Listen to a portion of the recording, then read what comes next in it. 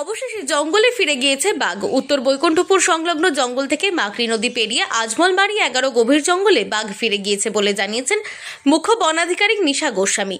সোমবার সকালে কুলতলির মইপিঠের কিশোরীমোহনপুরে নদীর চরে বাঘের পায়ের ছাপ দেখতে পায় এলাকার মৎস্যজীবীরা। এরপর বাঘের আতঙ্কে আতঙ্কিত হয়ে পড়ে গোটা গ্রাম। হ্যাঁ, বাঘ চলে গেছে, 2-3 দিন ছিল। এখন বর্তমান যেভাবে আমাদের ডাইভিংস করা হচ্ছে বা কালকে যা বোমবাজি করা হয়েছিল, ওই আওয়াজে দ্বিতীয়বার যায়নি, তৃতীয়বার এখন যা বাঘের পায়ের ছাপ দেখে যেটা আমরা পেলাম, বাঘ ওপারে খেয়ে চলে গেছে। আগে ওই বাঘের পায়ের ছাপ দেখলাম এবং ওপারে তো যাওয়ার চেষ্টাও করেছিল কিন্তু যেতে পারেনি। ওই জালের গা ধরে একদম ওর নিজের জঙ্গলে নিজে চলে গেছে। অতএব কোনো এলাকার বাসিন্দা কোনো আতঙ্ক আর কোনো কারণ নেই, নিশ্চিন্তে থাকতে পারবে। মঙ্গলবার সকালে বাঘের অবস্থান বদলে উত্তর পূর্ব সরে এসেছে সুন্দরবনের সেই অনুপ্রবেশকারী বাঘ। উত্তর জগদ্দল লাগোয়া নদীর ধারে পায়ের ছাপ দেখতে তার উপস্থিতি সম্পর্কে নিশ্চিত হয়ে নতুন করে প্রায় 1 কিলোমিটার এলাকা জাল দিয়ে ঘেরার কাজ চলছে। বাঘ ধরতে শুরু হয়েছে খাঁচা বসানোর তোড়জোড়ও। লোকালয় সংলগ্ন এলাকায় বাঘ চলে আসায় আতঙ্কিত এলাকার বাসিন্দারা। জঙ্গলের পাশেই তাদের বসবাস, রুটি রুজির জন্য তাদের জঙ্গলেও যেতে হয়।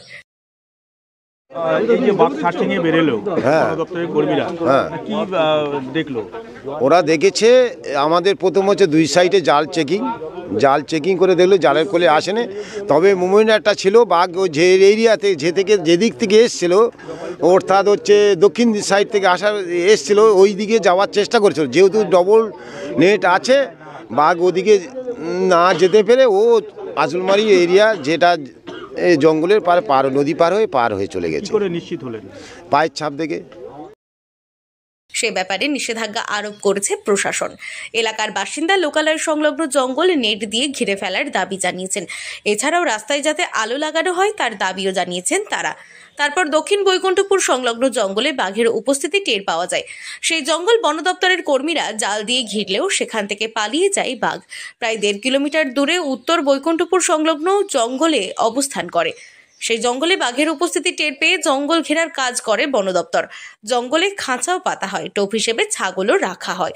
সন্ধ্যা থেকে বাঘকে গভীর জঙ্গলে ফিরিয়ে দিতে একাধিকবার শব্দবাজি ফাটানো হয়। নদীতে ভাটা ছিল, তখনই বাঘ নদী পেরিয়ে চলে গিয়েছে বলে মনে করা হচ্ছে। আজ সকালে জলপথে ও জাল ঘেরা অংশে তল্লাশি চালিয়ে বাঘের হদিশ পাওয়া যায়নি। তবে উত্তর বৈকুণ্ঠপুরের জঙ্গল থেকে বেরিয়ে আজমলবাড়ি জঙ্গলে ফিরে যাওয়ার বাঘের ছাপ পাওয়া গিয়েছে, যা দেখে বন দপ্তর নিশ্চিত যে গভীর জঙ্গলে ফিরে গিয়েছে বাঘ। দক্ষিণ 24 পরগনা থেকে সুমন সাহার রিপোর্ট, লোকাল 18 বাংলা।